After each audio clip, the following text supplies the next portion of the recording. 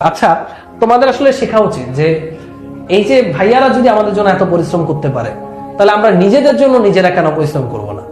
মনে রাখবা, আল্লাহ তাআলা কিন্তু আমাদের সৃষ্টি সেরাজি হিসেবে তৈরি করছে। তারপরে তুমি চাইলে পারবা না এমন কোনো কাজ নাই। কারণ তুমি বলতে পারো, ভাইয়া আমার ভাগ্যে এটা লেখা ছিল। মনে রেখে একটা কথা, যে এই ভাগ্যে লেখা ছিল ব্যাপারটা আসলে এমন না। ব্যাপারটা হচ্ছে তুমি যা করতেছো তার ফলাফলই তুমি পাবা।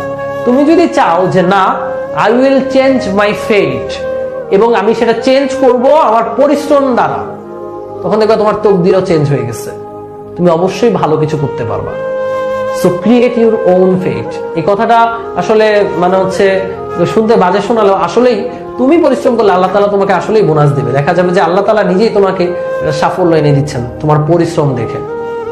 সো আমরা যতই তোমাকে উপরে উঠানোর চেষ্টা করি, আমরা যতই তোমাকে উপরে মানে পড়িয়ে একদম সুপার প্রো বানিয়ে দেওয়ার চেষ্টা করি, তুমি যদি না চাও ভাই, তোমাকে দুনিয়ার কেউই পড়াইতে পারবে না। আর তুমি যদি চাও, তাহলে তুমি ওই ভাঙা কুড়ে ঘরে বসেও এমন পড়া দিতে পারবা যে শহরের 5 স্টার হোটেলের মতো বাসা থেকেও তারা ওরকম পড়তে পারবে না। তুমি যদি চাও, তুমি 5 স্টারের হোটেল মানে 5 স্টারের মতো যাদের বাসা, তারাও এখানে যে সুযোগ সুবিধা পায়, তুমি সেই সুযোগ সুবিধা ছাড়াও নিজেকে গড়তে পারবা। অল ডিপেন্ডস অন ইউর চাওয়া।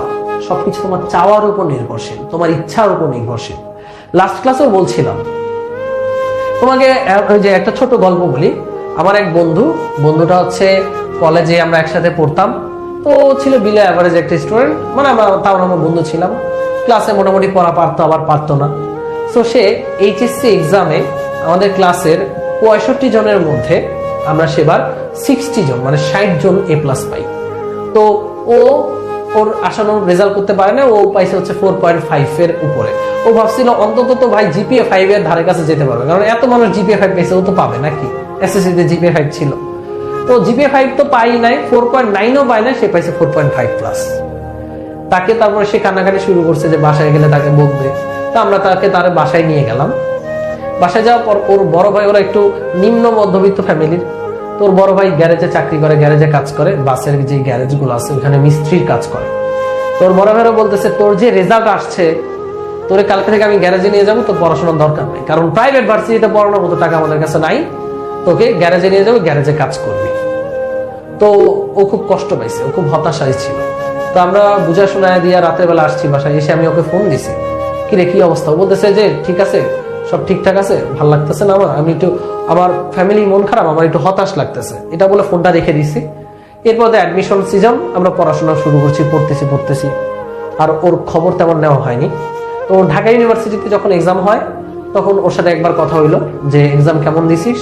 বলছে ভালো দেই নাই। পরে ফোন দিলাম রেজাল্টের দিন, ওর চান্স আসেনি, ওর ঢাকা ইউনিভার্সিটিতে চান্স পায় নাই। তো মেরিটের বাইরে কোনো কিছুই আসে না, ও 4.5 চান্স পায় নাই। তো আবার অনেকদিন চলে গেল, ওর সাথে কথা নাই। হুট করে দেখি সে আমাকে মেসেজ দিছে সাস্টের রেজাল্টের পর। SUST Shahjalal University of Science and Technology, সে শাহজালাল ইউনিভার্সিটিতে 34তম হয়েছে, 34তম। Can you imagine that? আমাদের সময় সাস্ট একটা ড্রিম ছিল, এখন হয়তো গুচ্ছ করে অনেকের মনে হইতে পারে যে ভাই সাস্ট কেমন কি জানি না, বাট আমাদের 2015 সালে সাস্ট স্টুডেন্টদের একটা ড্রিম ছিল যে সাস্টে সিএসসি পড়বে। কারণ তখন সাস্টে সিএসসি থেকে ম্যাক্সিমাম স্টুডেন্ট দেখতাম বাংলাদেশ থেকে গুগলে যাচ্ছে। তো সাস্ট একটা আসলে ড্রিম ছিল। ওইখানে সে 34তম হয়েছে, 34তম। তারপর সে সিএসসি নিয়ে পড়ে এখন সে ইন্ডিয়ান একটা টেক কোম্পানিতে আছে। তো তার সাথে আমার পরবর্তীতে কথা হওয়ার পর যেটা বুঝলাম, সে যখন হতাশ ছিল ঢাকা ভার্সিটির এক্সাম, সে তো রেজাল্টের পর হতাশ ছিলই 4.5 পর।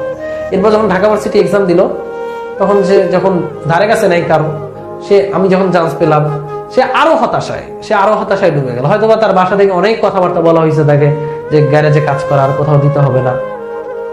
বাট আলটিমেটলি সে এই হতাশাকে শক্তিতে রূপান্তর করছে।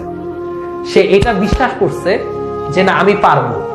ঢাকা ভার্সিটি পরীক্ষা দেওয়া পর্যন্ত সে বিশ্বাস করে না যে সে পারবে। সে চায় নাই যে সে অতটা ইচ্ছা করে নাই যে না, আমাকে পারতেই হবে। যখন সে আসলে চরম হতাশায় ডুবে গেছে, তখন তার মধ্যে অনুভূতিটা আসছে যে না, by hook or by crook আমি পারবো। আমি ভাবতেছি হয়তো সে এটাই ইমাজিন করছে যে না, আমি মানুষ, আমি চাইলে পারবো না এমন কিছু নাই। তো এরপর যতটুকু সময় ছিল ঢাকা ভার্সিটি পরীক্ষা, আমাদের ভালোই সময় ছিল সাস্টের প্রিপারেশনের।